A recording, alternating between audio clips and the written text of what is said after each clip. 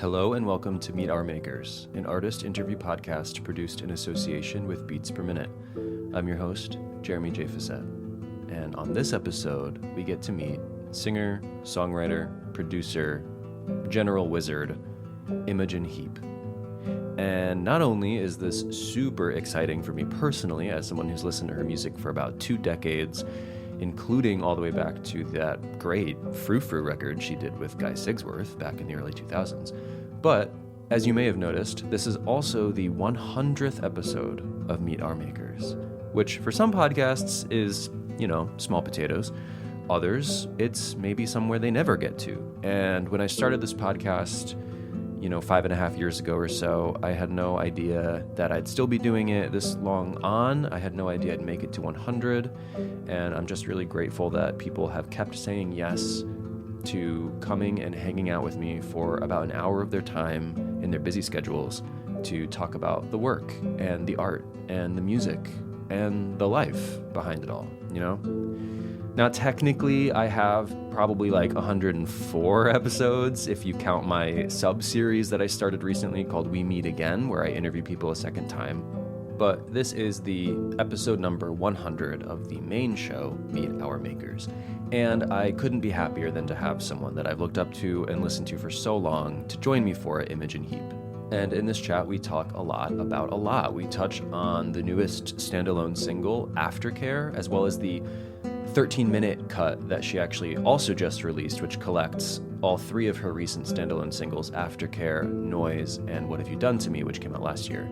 And that is all out now under the name I Am. And Aftercare actually comes with a pretty long story in the best way that's almost like a short film unto itself, a short story unto itself, that details some awakenings that Imogen has had in recent years in her life and some strange experiences that led to some real opening up, or in her words, an unmasking of sorts, that led her to some of these themes and sounds and songs that we hear on this 13-minute compilation of tracks, including the Noise track, which showcases her newfound love of overwhelming, loud, pink noise and the sort of weird story that led to that discovery. She's had a very busy October. I talked to her in the middle of October, and beyond those songs coming out, she also celebrated the 20th anniversary of her sophomore solo LP, Speak For Yourself, a very important record to me and to many.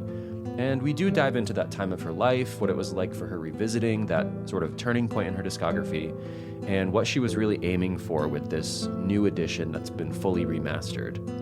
We do, of course, touch on her use of AI, which has been a point of criticism from many, and at least a point of curiosity from many, as Aftercare, the newest single, was purportedly created partially with this AI that she has actually helped create. And I wanted her to try to explain to me exactly what it is she's been up to with it, including what she likes about it, what she loathes about it, and how she tries her best to stay ethical with it while also exploring it, since, it is kind of the world we're in. So I hope that you'll listen and see what you make of what she says about it. We talk about a lot more too, including why she truly may not ever make another full-on album again. So stay tuned for that. Sorry. But also, she's not done with music, just maybe done with the traditional formats. You'll have to listen and see for yourself. So again, super grateful to Imogen, super grateful to all of you for listening to this and any other episodes you've ever listened to. Who knows, maybe I'll make it to 200, but for now I'm just looking for 101. Just looking forward to 101 at this point. And that will be coming soon. But for now, thank you for listening. Thank you for listening. And to celebrate episode 100, this is me meeting Imogen Heap. I can hear that. Jeremy. I am. Hello. Thanks for coming on. How are you doing these days? The loaded question. The polite answer is I'm doing fine. No, I'm doing good. I am doing good. I'm learning things late in life, like sleep is a good idea, and like rhythm and structure, which I've never had and always rebelled against. And I'm just learning a load about my brain. And I know it's very trendy to have a neurodiverse too, but I'm now officially neurodiverse, and I'm quite enjoying that new knowledge. Or DHD, so I'm autistic, ADHD. And until 2013, apparently that wasn't even a thing that could coexist. Apparently it wasn't even a thing. You had like ADHD or you were autistic. You couldn't have both. But weirdly, I don't know if I've got my numbers right, but I think it's like 50 to 80% of the time, ADHD are also autistic. So it's actually like really common that we're both together. And it makes sense. Yeah. But recently I was on ADHD pills because it was becoming a bit much for a period. And just because I was trying to conform with normal day-to-day life, because I have a child now and she goes to school and all that stuff. And that's when I found everything went a bit really hard. Because I've only ever done to the beat of my own drum. I've never had another person to like, do that with. Of course, I love her to pieces and it's great, but it's been very hard to fit into the structure of like school time and work time and this other time that is imposed upon us of when we should work, when we should sleep, when we should take our kids to school, when we should eat, all that stuff. My speakers are making a strange noise. So I found that difficult, and it's shone a light on this, that I am ADHD, that I wasn't depressed at what it was, but it was like a comorbid thing. I'm learning all these words like comorbid. And it's just been very enlightening. So I took these pills, basically. They were called Concerta. I took those ones because I like the name. And what it did actually was it made my autism really much worse or more obvious. Yeah. And I found myself just going into such weeds on this song that I've just released, like hundreds and hundreds and hundreds and hundreds of hours, hundreds of thousands of hours on this song, where you're like, really, why did you do that? And there was really no need, but at the time it felt very important to do the things that I was doing, which is drawing out little lines and notches on the screen. But I kind of had to do it, and I've come through it in a really positive way, and I'm learning a lot about my brain, and I'm learning a lot that other people are also realising they are too, and that I'm looking all around my friend group and going, oh, we're all of us are like this. That's why we're all friends. I'm feeling very lucky in a way that I wasn't diagnosed earlier, because maybe I would have chosen a different path. Maybe I wouldn't have been so extreme in some ways. Maybe I wouldn't have tried my hand at so many things. Yeah. Maybe I would have been more fearful. So I'm completely fearless because I just don't remember or care about the failures. So I just like keep pushing and still feel like I can make a difference. And Anyway, so that's where I'm at. I'm just kind of at this learning a lot and just being nicer to myself, really. Yeah.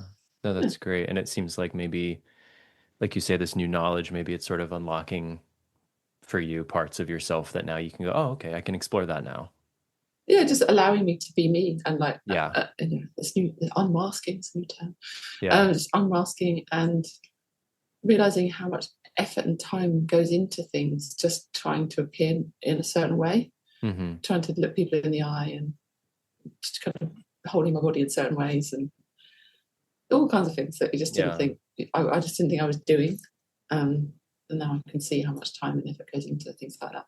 Yeah. But I'm really enjoying it. I just feel like, I don't know, I'm lucky as well. Lucky that I'm in a place in my life where I'm not pressured to conform in certain ways. I'm not having to live in those certain structures, and just go with conviction, basically, and just build even harder around this, so that I'm not going into the system, just make it even less. Just realize that that's where it is difficult when I go head to head with it. Yeah. And so building, whether it's like bringing in team members or whatever to help me do certain things, so that I can have a fluidity in my life still. Yeah.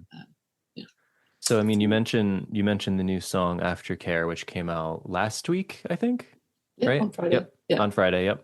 Yeah. And, it was, and we'll talk more about the song as well, but it was sort of like the latest in this sort of short series of these one-off singles we've been getting from you. We had What Have You Done to Me late last year, and then we had the Noise track. Yeah. And now we have this one. But before that, it was a few years since we had heard from you in a released music kind of capacity. So, I mean, what was that sort of like for you, kind of like tiptoeing back into the process of releasing tracks? Are we? By the way, is this audio? Is this written? Only the audio gets posted. Yeah. Oh, okay. No, it's fine. I'm just wondering how to. That's good because I mainly and ah and do less words, so that's good. Yeah. Well, I had kind of been doing some music, and I hadn't really ever stopped. Just what gets, I suppose, noticed or published. I had done this like double album, which I was really proud of, which called Data Bites, which is just like loads of weird little kind of vignettes of like experimenting using animal sounds with my friend Dan O'Neill. And I really, really enjoyed it. I had such fun doing it. But yeah, only one of them had any lyrics. Of course, nobody counts that as anything worth listening to. But I've started this track. I started this track 4 years ago, almost exactly. And I never expected it to be such a crazy long journey, but it was really a transition for me, going from kind of being a little bit in a blur and in the dark about my own brain. And it came out of some sexual exploration, really. It came from the flesh, literally, meeting somebody, wanting to impress them, learning about a kind of power dynamics, or just kind of actually spending any time exploring that, because all of my creative and I realised sexual energy is a very similar thing, or the same thing. When I was younger, I was extremely promiscuous, and then as soon as I dived into music, kind of sex almost took a second. I just never really paid much attention to it. I mean, obviously I had partners, so it was there, but I never really explored to the point where I would explore music or technology. I'd never really gone far. Right. And so I'd kind of gone through this situation after I'd given birth. It triggered something called Hashimoto's, which is like a thyroid thing, and it's hereditary. And my mum's got it, and Scout's got it, but it's just something that is in my genes, I guess. But I didn't realise I had it, and I was just exhausted, exacerbating my neurodiversities, which I didn't know about at the time. And was just like really in a mess, and I just wasn't really able to dress myself properly and just like decide things like food and just make simple decisions. It was so overwhelming that I kind of shut down, really, in a way. I did the Harry Potter thing, and I did the Core Data Bites, and I did bits and bobs like commissions and stuff, and I carried on working on my Celia or Oracles, this project. I did loads of other things, but just having the time and the focus to be in the studio to make music the way I've always made it was really hard. Yeah. Because it's not like I have like a team and a band of people around me who can just kind of like miracle up a song, or like, I don't know, write a top line and everyone else just piles in. I like every single tiny thing is done by me. Yeah. And so I just could not do that. I couldn't do it. I did it with Tiny Human and it nearly broke me. And then I did it again with the Happy Song, but that was like much easier track to do. And then the Harry Potter thing was like full immersion, barely saw Scout, and was in the theatre for like 3 months, right. Just honing in on that. And then the Core Data Bites thing, well, Scout was a bit older then. But it's just really hard to make music the way I've always made it. And I think I just had to make a decision. I have made the decision recently, I'm very happy about it, that I'm not going to do it anymore. Because I really want to... I really want to live life. Like, I want to explore life. I want to be out and about. I want to spend time with Scout, while she still wants to spend time with me. And there's so much going on in the world. I want to help build systems to, make life in the future easier. I want there to be less admin. I want there to be more flow in work and in life, in meeting people, in meeting IP, in finding and discovering things and creating connections. So all of those things are super important to me, even more so now as a mother. And so in a way, it just wasn't interesting to me. It wasn't interesting to me to promote anything. And I have written loads of stuff. I've got loads of like demos on my app. I find it not hard to like create music and have ideas. I have absolutely tons of them, but I just can't be bothered to finish them, because I don't know, it started to feel almost fake, like that I was trying to perfect something, whereas the raw idea was the thing which always excited me. And because I don't have the luxury of time in the way that I had done before, I was a mother, or before life kind of took many different turns with things like oracles and things like that.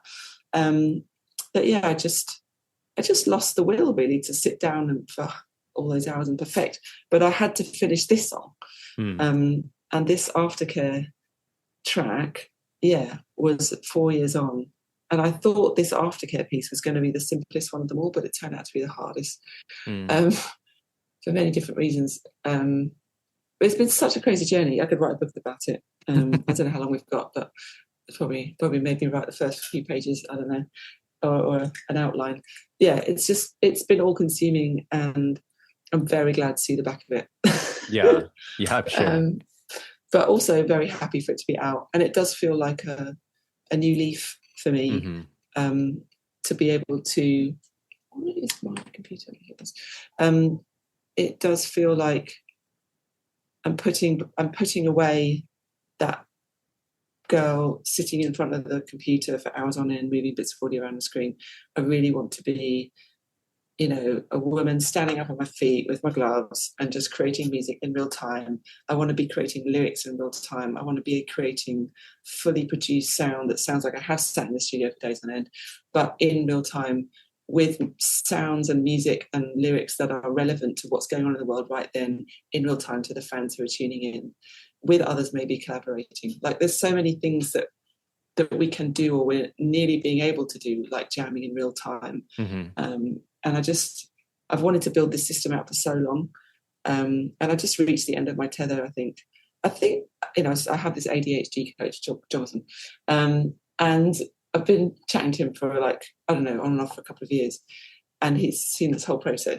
And I've said to him right from the start that it's almost like, I remember when I tried to give up cigarettes when I was younger, I literally smoked and chain smoked and chain smoked until it made me so sick that then I ate the remainder of the cigarettes, because I was like, I'm going to give up. Oh wow! And basically that's what I've been trying to do. I've been almost making myself sick and ill, sick to death of looking at the computer. Yeah. And in a way, the concerta pills made me do that. So there's this. It's come around. It's finished. I think I'm really happy as a body of work that it has this kind of these three very different phases. There's the kind of more, that sounds like an Imogen Heap track, but a bit darker, and it's got lots of bits to it. It's got lots of sections. The first section, What Have You Done to Me, is kind of got a nice groove, and it gets a bit mental, and there's a big scream, and it's very dynamic. And it's got a kind of nice dark voice thing that goes on after the big bang, and then the noise section is like I think it's like, I don't know, I guess because it's fresh, but it's my most favorite thing I've ever done. And I absolutely just get such a thrill of listening to that with people in the room. And just went through hundreds of videos of things that had happened over the last 10 years, and basically kind of squeezed this noise through it. And the reason for that was because I had a bit of an experience recently over the last 4 years with noise, and just kind of accepting that I just always loved this, the peace that comes from noise inside me. This, like, there's no structure, there's no melody, there's nothing to think about. When it's noise, it just takes you on this journey. It's very, you don't know where you're going. There's something so freeing about that. I spent my whole life kind of analysing and creating, crafting, perfecting music, that it just feels like such a relief to experience noise, like a full body release. And had some strange full body experiences from listening to noise. Starting off with Prurient's, what was it called? Despiritualized. There was a track that this guy called Petri played me, who I was trying to impress with the initial What Have You Done to Me demo, which didn't work. But then he played me this Prurient track, and I just was like riling around in my studio like I was on some kind of drug, just with my eyes rolling back, kind of possessed by the noise. But it was like a physical release in a way, like the way I've got so many things to say, so I'm going off on tangents, but I did another experiment with this guy called Fleshlicker, and I saw him down in a nuclear bunker in Tottenham with Petri again, and we'd gone to hear this noise kind of evening, and there were like 15 other people down there, and he was like fumbling around for quite a long time getting perfect sound with his amp, which I think one of his cabs was broken. But anyway, he made a great noise. It was just like pink noise generating machine. And then he had a gate on it. So it kind of like doing this. It was really, really loud. And he had this special little red light that he put on. And the whole of the interior of this underground bunker was all red, very dark. And there was, a small amount of us. He took his top off and then he just, for 15 minutes, he like barraged us with this incredible noise, which I absolutely loved. And I was like so excited. I was like holding on to Petri, just like with such glee, just loving the sound. I was just really, really loving it. So excited about it. And he would come up as a performance artist. So he wasn't really changing. He wasn't modulating the sound in any way. That was his sound, but it's very loud. And then he would come up to each one of us or a couple of us and kind of be a certain feeling toward us. So the first guy he kind of came up to, and he was just like kind of looking at him and jeering at him, just like kind of laughing, like in a really like mean, like kind of way, making this guy feel super uncomfortable. And I was like, oh my God, please come to me, please come to me. And then he came to me next. And then he just gave me the I'm going to kill you look, like I'm going to fucking kill you. And something in me just lit up. I think it was, and I'm still trying to unpick it. I think it was something about the directness of the feeling that was so clear to me. It was just, and it made me joyful because it was like, I know this feeling. I know what you're saying to me. There's no doubt about it. There's two strangers here in this noise, and it just felt so perfect. So I reached out to him after the show because he remembered. I was like, hey, I was at your show. He was like, oh my God, Imogen Heap, what, why were you there? And I was like, yeah, no, that was me. I absolutely loved it. It was the best thing ever. And he said, if you want to make any noise music, let me know. And I was like, well, actually, what are you doing this Thursday? And so he drove up from wherever he is, Plymouth, and came up to the barn and basically spent the afternoon setting up his kit. So I was like, I want to capture this noise. I just want to capture noise just because I want to know when I'm like 100. I want to listen back to this track and remember how impactful this feeling is. I want to be in a room. I want to remember being in a room with you right now in the barn and what feeling comes up. And I just want to embody that on a piece of work, and that's it. It was like, okay, well, do you want me to modulate it in any way? I was like, no, I just want to do exactly what you did. And then so we spent quite a long time setting up, sounding really good, set up the recording, and then we went for a little walk. It's all very nice and pleasant. And then we came back to the barn and he was like, right, how long do you want it to last? And I was like, 5 minutes max. I don't think anyone's going to listen to it for longer than that. I could listen to it all day, but let's do 5. So I was like, okay. And so the red light went on. He basically set off the gate and set off the pink noise. It sounded so amazing. And he took all his clothes off. And I didn't know that was coming.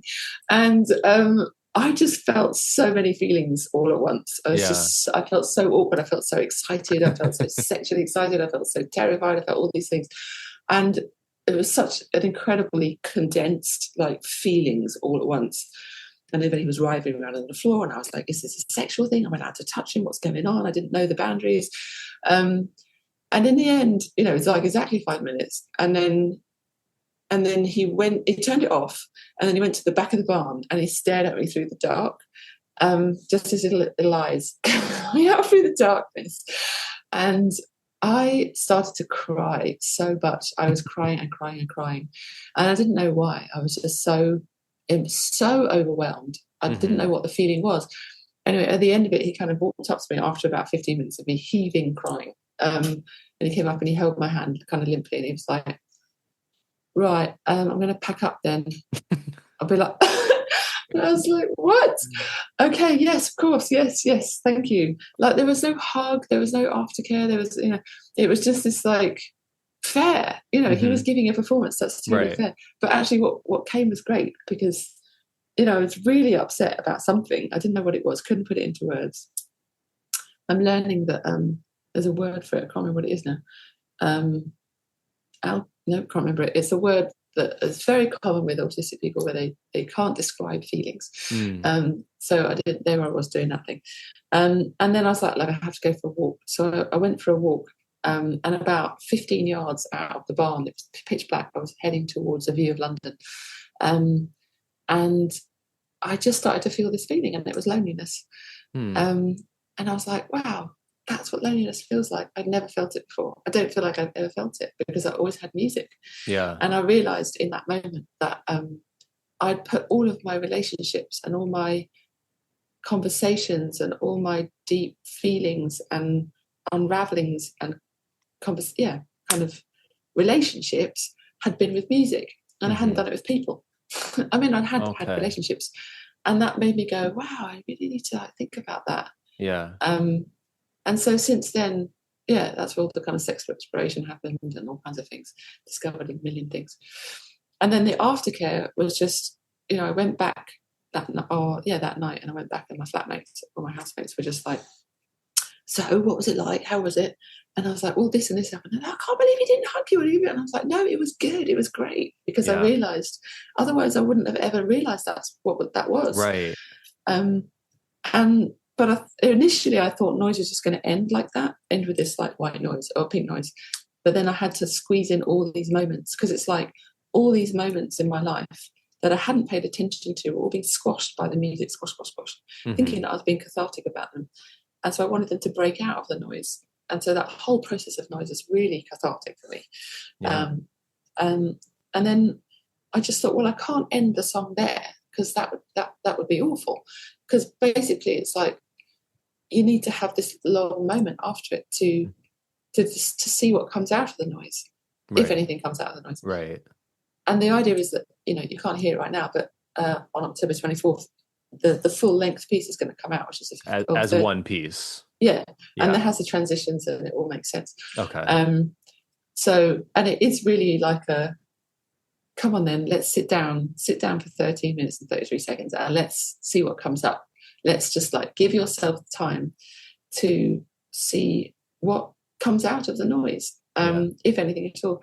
And then that's what aftercare is, really. It's just like aftercare for you to just see what wells up, if anything does, and to kind of help yourself let it go, or to notice it, or to kind of hold it out in front of you, observe it, or and then I know it sounds super cliche, and I'm going on this massive monologue. Hopefully you're editing, it sounds very good. Is breath. It's just like I discovered breathing. I know it sounds ridiculous, obviously, I've been breathing my whole life, I wouldn't be alive. But there was something about conscious breathing that a few friends over this period of time, because I was really struggling, discovered the power of breath. Just like conscious breathing, deep breathe in, deep breathe out, and various different forms of it, to the point where actually my friend John Hopkins, who we've known each other for absolutely years, he was like, have you ever tried Wim Hof breathing? And I was like, no, what's that? And so we had a go, and I held my breath for such a long time out, and it felt so incredible to be so still and just to stall breathing, just to see what that felt like. So I was really exploring the space of breath. And also I fasted as well for 7 days, and I didn't breathe for 4 minutes, and it was like the emptiest that my body has ever felt. And I was sitting on Haggerston Park just experimenting, having this long no eating, no breathing thing. And then the day after, I did the video, which is, you'll see, coming out on the 24th as well. So it's been a mad journey, and then in the end, it was initially about BDSM or kind of power play, whatever, like me being cocky with this guy, it's like pretending I'm going to like turn on him, whatever, switch on him. But in the end, it ended up being something very different. That was my ego, like full force in the beginning. I'm going to show you how clever I'm going to make you this trap. Right. I'm going to show you. And it wasn't at all. It was really embarrassing. And he didn't like it at all. And I just felt like a real idiot. But then out of all of that came all this truth, unpeeled all the layers, all the bravado, all that stuff disappeared. I was just like fully naked. I don't know where I was going with that. But it's just been a real unearthing. And because the noise section is literally like the annihilation of us, trying to annihilate my ego. And then the aftercare section is stillness in time and being totally present where there is no ego. And you're just, I just didn't realize how, if you just notice what's going on around you in that moment, you're totally fine, because it is just that. Even if it's something awful, the fear is what's going to happen after, what's going to happen to my family, whatever it might be. And that's all in the future. Yeah. And that's just, again, your brain disappearing off into the future, which is non-existent at the time. So, anyway, lots of thoughts. And I hope that, so the power play. So then it turned into AI because basically I met Petri and he was starting to show me these visualizations that you could, or visuals that you could make, that you had to kind of program in. They took 20 minutes to conjure like one image, which didn't look real at all. And now you can just like speak it and it comes up in real time. Right. But that was happening right from the beginning. And I have been developing Imogen, this AI kind of companion for me and my fans. So I wanted to get the voice on there because our AI of the future, of the now, is our child, essentially. We are raising this AI from obscurity into something which we're all going to be relying on in one way or another, whether we know it or like it or not. And I just wanted to play with this idea that in the end, the lyrics became these kind of words of wisdom, maybe, of here and now is all there is. It feels like that's going to be, if there is going to be some, which there likely might be, is some catastrophic like thing that happens, not for the reasons that an AI has done anything, but for the reasons of like bad practice or mistakes or something in the code that somebody didn't know, or whatever's going to happen, some banking thing, right? Who knows? That really what will come around to, maybe in 100 years or however long, is that all we need is all we have. Right. And we don't need to go and steal someone else's country or, take someone's gold or whatever. You're not going to find happiness there. You're just going to be chasing the wrong thing.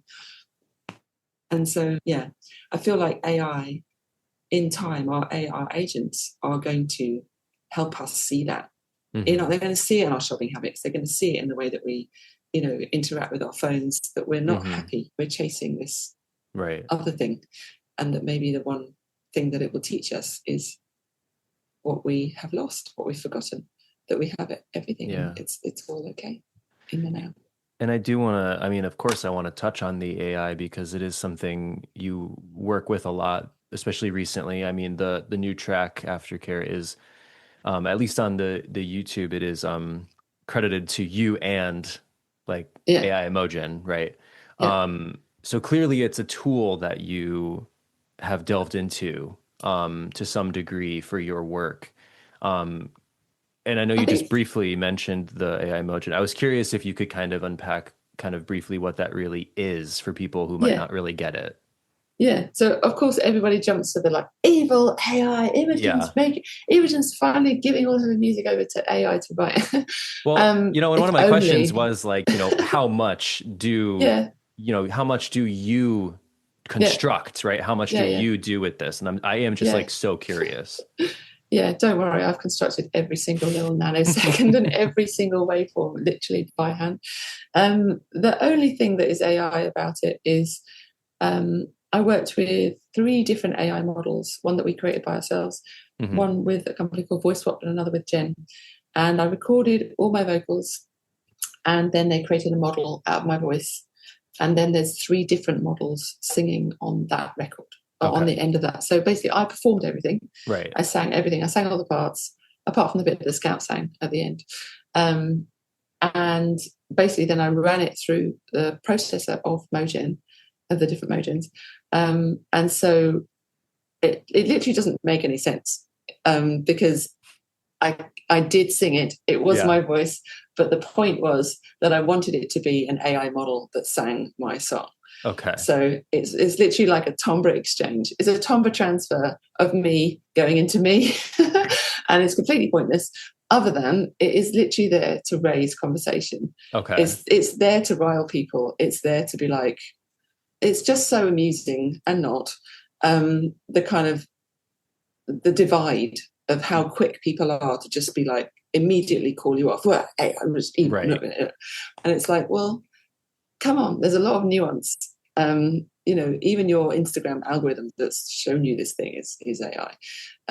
This is just me creating my own voice model, which is just like literally like a keyboard sound change, Right. instead of my voice turning into my voice, just as your voice could turn into my voice. So Right. you could, okay.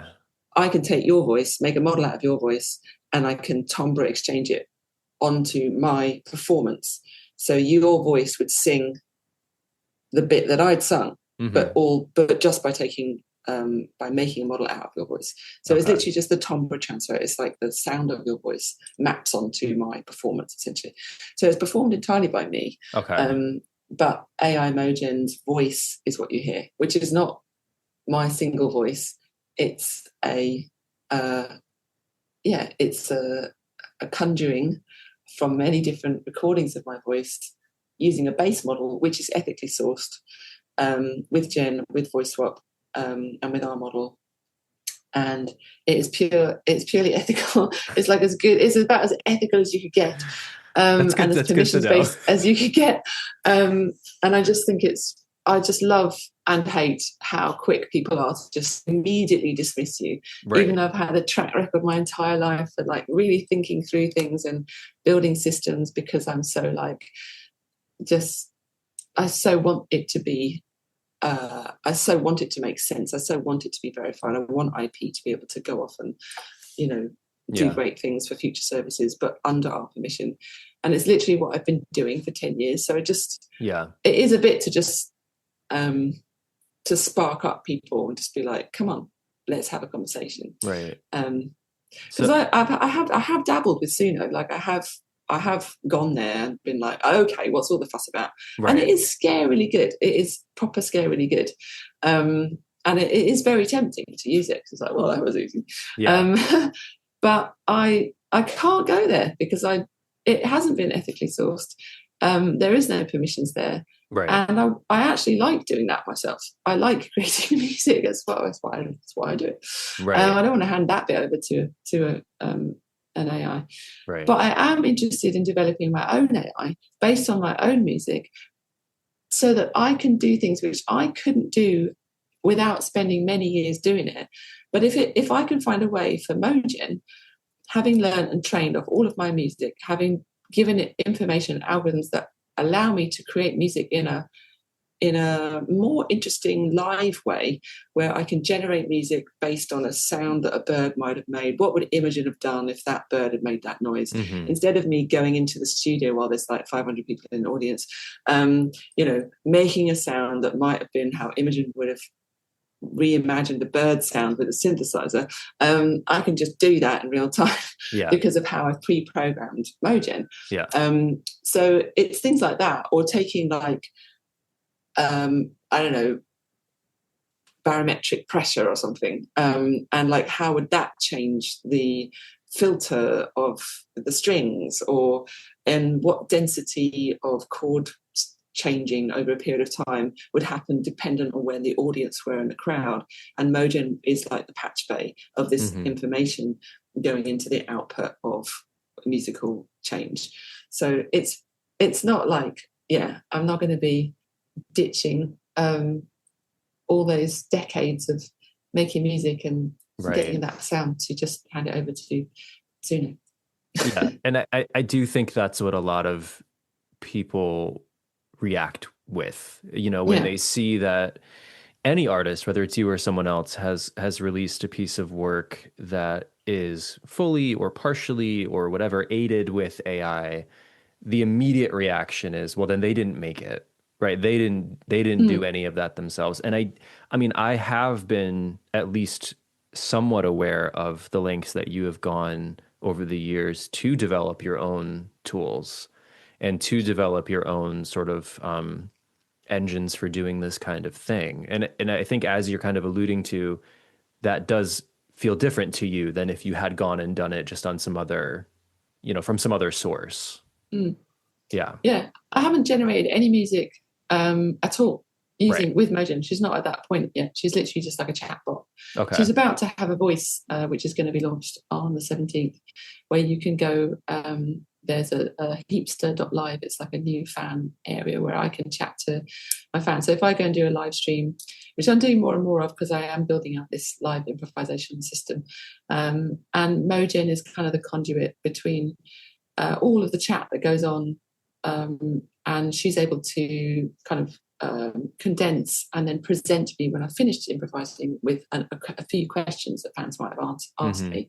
So actually Mogen in time, I mean, she has been a chatbot for about 5 or 6 years, but it's been pretty slow. The idea is that fans, if they have a question for me, they go to my app and they chat to Imogen, it's a chatbot. And then if she can't answer the question, which she mostly can't because we haven't filled her out with a bunch of stuff yet. And also the technology wasn't there. It is now, but it wasn't then. We're having to build it all. There's lots of things to plug into it now, so that's great. We have a nice system which is utilising lots of other tools which are now available. And so the idea is that I never have to answer a question twice. And it allows the fan to kind of get that question answered, which might be like, when are you going on tour again? Or what's hide and seek about? Or what's headlock about? Or what was that song that you wrote headlock with? Or what was that sample? Whatever. That's all there. So you can just ask, you can ask Mogen that. But if you have something that I genuinely haven't answered yet, then you get to chat to me directly. And I've been doing these conversations like this, on a Zoom call. In my chair, in this thing called the listening chair, for years, and all of that is now slowly being ingested into Mogen as a knowledge store, so that can be there for future answers. Because I don't want to be, they want me to make music. If they want me to make music, then I don't want to be answering these questions over and over. It's just getting annoying. I just became a robot trying to answer everybody's questions across all the social spaces. That I just basically came off it just before COVID. And went into the app, and it was just such a good thing. I even got diagnosed with this goiter in my throat because somebody who was in the listening chair diagnosed me with it. She was like, I think you've got a goiter. She's like, I could see something. And so I went to the doctor, and that's how I figured I got Hashimoto's. Wow. So it was literally like Mogen, in a way, the birth of Mogen, through these conversations, kind of helped me get out of this horrible depressive rut because I didn't realise what was going on with my body, which then led to the track and all kinds of things. So it's been, it's not what it seems. Yeah, and I do think there are a lot of misconceptions, probably from me as well. Like, because I don't understand a lot of the way tools are being developed, the way they're being used, and by whom and how they're being used by those people. I mean, so with your choices and your tools, as you say, they're ethically sourced. You haven't generated the work itself. So then what for you would be sort of like the limits of AI in music, or like the boundaries that you're worried about maybe us crossing? I'm not really worried about anything. I just feel like I'm excited about the challenge, what comes. Other people may be worried because there are going to be a lot of people out there. Fair. I mean, it's not just music. Everywhere. People are already losing their jobs. People are, huge industries are literally overnight, like branding. You can conjure a branding thing in 5 seconds. It's like, or lawyers and accountants, like all these kinds of they're all going. And Scout's 10. And what is the job landscape? What's it going to look like? It's crazy. I'm a high school teacher, so we think about that a lot. Well, I'm glad you do. No, we do, because we were just talking. My colleagues and I were just talking about this today. How 10 years ago, everyone is being pushed into web design and tech and all those, and now the jobs are so in such short supply, and it's just this ever-changing landscape. Yeah. I mean, it's just a mad question, because 10 years from now, it's hard to imagine. It's moving so fast. It's never been a time before where we've been like, well, I don't know what's going to happen in 10 years. We don't know. Right. It's just, there's a book that I read called Scary Smart, by Mo Gaudat, and it really helped me see what was going on. the kind of like, there's this trajectory and there's this trajectory, and we don't know which way it's going. We know when you see him on Instagram, he really chats the kind of the negative, but in the book it's equal. And I'm holding out for the positive. Yeah. But we do need to play our part, and that is just engage with the development of it in any way you can, and that can just be, just speak positively back with your AI, that you are conversing with. Don't be rude. Like, just speak nicely as you would like to be spoken to. How I think that the biggest jobs that will come is how to counteract bias. There'll be so much bias. There is so much bias already in the systems.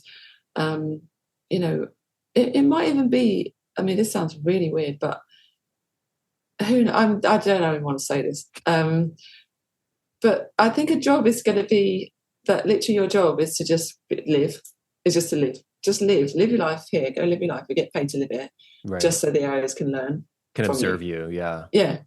And for many people, that might be like, great, I'm going to do that. Thank you very much. Goodbye, boring job. I'm going to go and live a great life and do exactly what I want because you're going to pay me to do it because it's going to feed the AI. Right. I mean, yeah, I do think it's going to get pretty bad before it gets pretty good. But we are doing an absolutely horrendous job right now of looking after our planet and looking after our people. Yeah. And I do think it is going heavily fast down, and we are going to hit a bottom. It's going to really hurt. Yeah. And it's a combination. And so many things are being unseen and not dealt with because there's so many things. So many things. It's chaotic, very chaotic. But at the same time, we don't hear about them as much. But there is just natural law. There is the equal and opposite. So there are amazing things happening, concurrently, but we don't hear about them. Yeah. And I do think that actually, as much as people are terrified about digital ID, fair, because you have been used to governments who use it against you. But if we imagine that governments might turn out to be something very different, maybe they are micro little decisions made by civilians like the country, instead of the top few not knowing what the hell they're doing and they're just being paid, this and that by this country, whatever, to do whatever. Maybe we'll just get to the point where it will just naturally align. I do think that. I don't know how long it's going to take. And we just have to ride with it and as best we can and just do the best we can. Yeah. And just be good to each other. Yeah. Just have to be nice to each other. Yeah. I just think if we were all nice to each other. I know, but literally if we were all just nice to each other, everything would be okay. Can you imagine how different things would be? It's quite simple. If we were just nice. We just all need to be nice. Just like we're all one family, basically, just on this tiny thin line of the moment of now forever. And, just, we can do this. I think we can do it.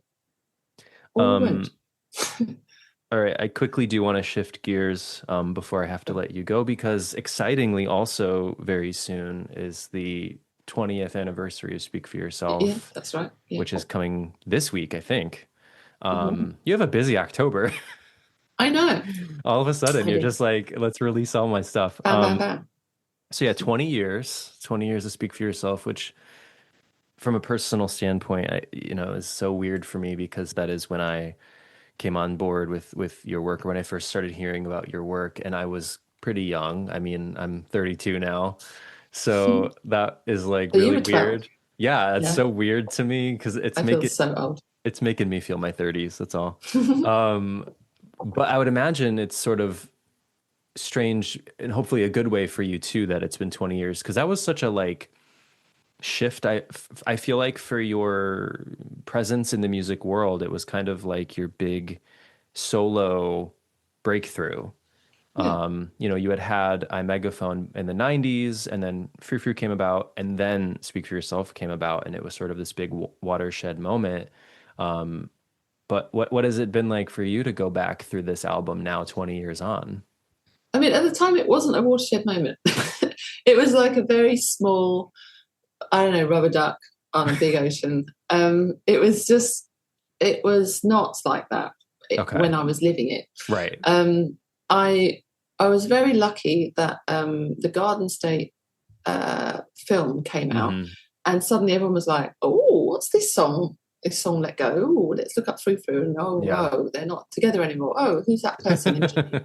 So I kind of a little bit, did get on the coattails of that trailer, of the Garden State trailer, and then it was just a little storm of getting on the OC that kind of pushed me a little bit out there, but I didn't get on the radio. I did very small shows. The one thing that was really, well, there were a few nice things, but one of the really nice things was, so when I uploaded it to iTunes, because you could do that back then as an artist, I was allowed to do, and I uploaded it to iTunes, and then they put it on the front cover of, there was only one page on iTunes back then, it had one album, and they put my album on it, and I saw it on the front cover when I opened up iTunes one day. I was like, what? It was such a shock. I was so amazed, because I hadn't, I wasn't a big label who paid whatever to get. I just didn't realize that could happen. Yeah. So I sent them an email and I just said, "Hey, thank you, whoever this was at iTunes, whatever. This is Imogen Heap. Just like, really, thank you so much for putting my record on the front cover." And they were like, "What? No one's ever thanked us ever. Please come into the offices." So I went into the offices and I met them on Regent Street in this relatively small office for what they were. And I just really enjoyed those years, and I have ever since. Actually, I just basically realized that all along the labels were fully holding us back, because we weren't able to have those human connections with people doing the work. We didn't choose it was hard to find directors, it was hard to find photographers, it was all done via the label, everything was by meeting, everything was by committee. And as soon as I made my record by myself, got directly in touch with my fans, sorted out my website, everything was just so much nicer, and so much more fun, and so much cheaper. And it was, it's just this myth that as soon as you sign a record deal, everything's going to go your way. You'll really start, the trouble just begins, basically. As soon as you sign the deal, trouble's beginning. And I'm just so grateful. The really thing I'm grateful for is just that I was able to fund that record myself, and that I went independent, and I've never looked back. And I'm just so grateful. Was that was your first release on your own, like the Megaphone? Yeah. So when you were going back through getting this reissue ready, it's also remastered. We should say. But when you were going back through this, what are you most excited about now, sort of with reintroducing these songs? Because you don't have to put out a 20th anniversary release, let alone one that is fully remastered. So, like, what are you hoping comes of this, or that we get from this? Well, the main reason for me, there's a few things.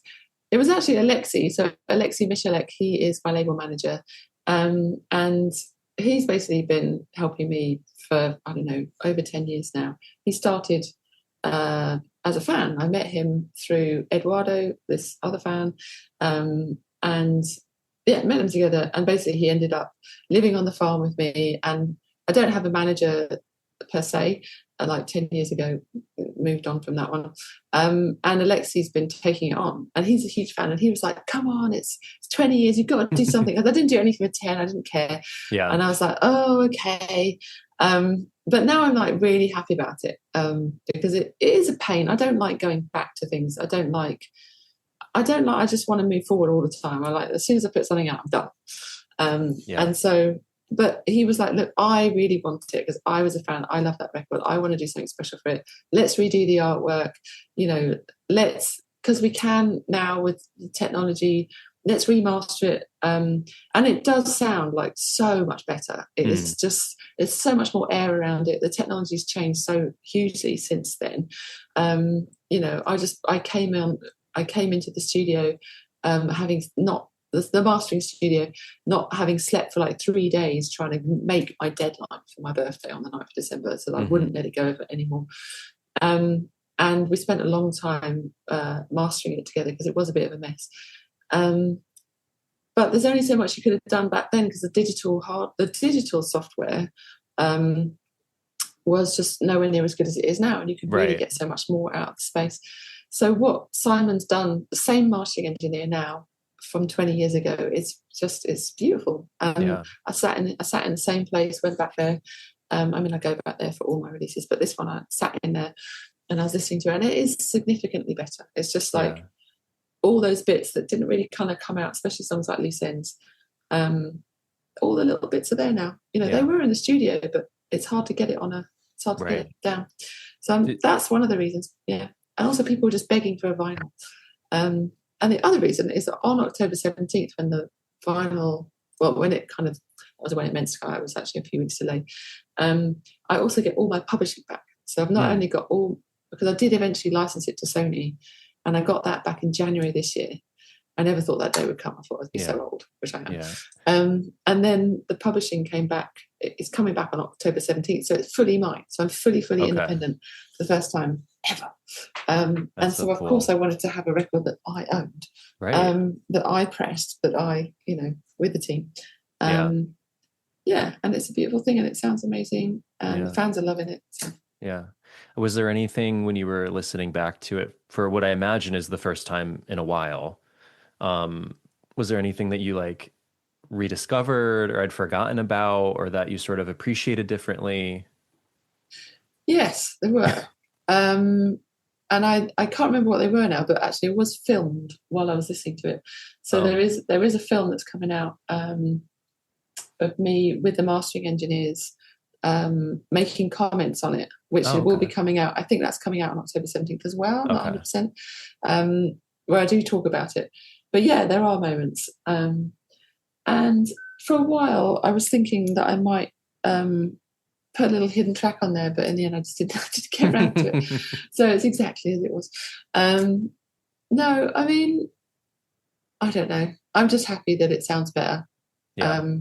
And it was nice to take myself back. And I just feel so different. Well, I feel different in many ways, but also not in many other ways. Yeah. I suppose I'm just more outwardly me now than I was then. Yeah. But inwardly feel the same. I just couldn't have imagined my life now back then. Right. Tiny little flat, just stressing out, not having any real support, not knowing if I'd made the right decision with not signing another record deal. Well, I knew I'd made the right decision, but I was just terrified to know what was. I wasn't even terrified, actually. I was just like, what's going to happen? Because nobody really put records out themselves back then. Yeah. It was like you had a label. Yeah. But I'm very grateful. I learned a lot from that record. I got a lot of courage. I realised I could produce records by myself. Mm-hmm. And I've really been having a lot of fun ever since, I think. Yeah. No, I mean, maybe it didn't feel like a turning point when you were in it, but I do feel like looking back, it sort of was because of the increased visibility that I think that brought you. And then, you came back with Ellipse a few years later, and that was pretty successful. You won a Grammy for that record. But it really, I don't know, it kind of feels like it sort of started there. And it's interesting. It definitely started there. And it's interesting too, because I feel like the ripple effects of that record are huge because 2260. My devices are just wanting, they just want to get into the conversation. I know. Sorry.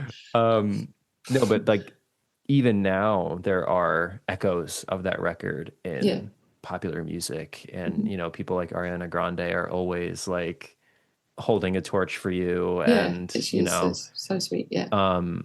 Is that something you're actually like acutely aware of, that this record lives on, or is it something that you kind of only know because people tell you? No, I feel it. I mean, I know it. Like the other day I was in Westfield in Stratford, and I was just like wandering around with my daughter. She loves it there. I think we went to get some sushi or whatever. And I had 5 people come up to me. It never happens to me. And they were all really young. Mm-hmm. And they're all really, it wasn't like, it was just all different people coming up. I'm very excited, like a young 16-year-old was waiting for me to come out. She was like, are you Imogen Heap? And I'm like, well, as soon as they say they look like they're going to say, "Are you?" I'm like, "Yes, Yeah. I am." Save Yeah. the drum. And then they take the selfie. No, it's great. It's really, really great. I feel really super lucky. And I wish in a way that I was more up for going to tour and, Mhm. you know, could go and give a concert to these guys, because that would be Right. fun. But I'm not in it. I don't fancy doing that. I want to develop these systems. I want to build out oracles. I want to work on Mogen. I want to develop my improvising setup. I want to build something where I could reach many people in real time. Mhm. I want to develop virtual and augmented reality experiences so that we can bring ourselves together, even if we can't be together. Yeah. So many things I want to do. And I know it would be fun. It would be fun to do those big shows. They could be big shows now. But it just doesn't feel right. I don't know. It doesn't feel right. Maybe it will in time. Yeah. I mean, the last time you toured was the Frou Frou shows. Yeah. Right. That's correct. So, I mean... Yeah, we did like a double bill. And that was like 6 years ago. I think Scout was 4 or 5. Yeah. So, I mean, maybe someday. I don't know. But I mean, you list off all the things you want to do, and it's like... It's a lot. It's a lot to do. And there's more. There's still more. I'm sure. Yeah. But even if there's not touring, I mean, could you see yourself creating another full record in the future? No. It's just not the mode. I mean, I can't see myself now, so I won't say no, because I'm only halfway through my life, aren't I? And I've got way more music to make. But right now, I really want to not sit in the studio and perfect things. Mm-hmm. If anything, it's even might be a reaction to the AI generated stuff. It's just like, I want people to see that it's being created in real time, that this is my communion with whoever's there in that moment. Mm-hmm. And I love doing these live streams and improvising. I love it so much. It just like, it makes me feel calm. It makes me feel connected. The more that I sit in front of the computer and I perfect things and I move things around, the less genuine I feel. Right. And I want to get really good at being really good in the moment with music. I feel like I can improvise piano and I can improvise melodies, but I want to be able to do that across the board so that it does sound like fully invigorating and exciting, as if you were listening to a new record, but every time I perform, it's a new thing. Right. That's what I really want to do. Yeah.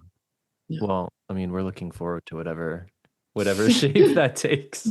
My last question, which you can go whatever direction you want with, but I'm curious if there's anyone specific who comes to mind that's exciting you right now in music. Oh, doesn't have to be someone brand new, but just someone who's you know in music right now. I mean, I don't listen to very much, to be honest. And I do get very excited by lots of people often. I'm like, oh wow, this person's really cool, but I can't remember anyone's names. But I'm constantly like making notes to myself, or like sending myself a thing to WhatsApp from Instagram. I'm just like, oh, check this person out. But I never ever do. I never go back. So yeah, I mean, the people that I'm really excited about at the moment, I mean, I've been excited about it for a long time, but it's this artist called Irene Amnes, and it's more because she just deeply inspires me, and I want to learn modular synthesis. I want to get in there. Her performances are so exciting. She's a brilliant DJ. She's become a really lovely friend, and I met her in Berlin. It was part of this journey of this track. She actually features on the track. She's the one who kind of gave me this big sound for What Have You Done to Me before the deaf voice comes in, before the everybody's doing back that bit. She's the one who kind of was like, what about this kind of sound? And I was like, yeah, give me that sound. And then she kind of gave me loads of amazing synth sounds and some beats, and then I kind of wove those through, and then she gave me some beautiful kind of atmospheric sounds for Aftercare. No, I absolutely love her. I've got lots of plans, and I hope we do them together. But I'd love to end up doing some shows with her. We've had some jams, you know. There's another thing that I've taken on. One of my dearest friends, Tim Exile, he invented and created this app called Endless with 3 S's, and it's something that I use daily as a like fun improvising like jamming tool. You can play with hundreds of people all over. It's like Twitter but for music. And it's really great sounds. And I use it in my live performances. I'll use it when I'm just sitting in the grocery line, whatever. And I can make music in real time. It's so good. But I've just been kind of developing the system around that, around the gloves, around the modular stuff, and then just having jams. I had a jam with Irene. It's just so fun. And I had a great jam with Reggie Watts the other day. And I just feel like I'm kind of getting to the point where I want to be able to be on a stage with those guys and and do the improvising things. I've just not had a lot of practice on it because I've been sitting in the studio for so long. So I just want to get good at it, because I know that's where my happy place is, basically, when I'm improvising. And I want to get just so second nature with it and build the system out so that I don't have any limitations in the way that I feel I do at the moment. And be able to conjure stuff in real time. And so I'm just gagging to get on with it, really, which will start properly in the middle of November once I get a bunch of stuff out of the way. Yeah, I mean, now that this Aftercare song is out and the reissue's coming out, it sounds like November may be the new dawn. Yeah, sure. All right. Well, thank you again, Imogen, for talking with me. It was so fun. I've been, like I said, I've been listening to you for apparently 20 years. So this has been pretty cool for me. So I appreciate you so much. Thank you. I really enjoyed the conversation, Jeremy. Thank you. You too. Yeah. Take care. See you later. Bye-bye.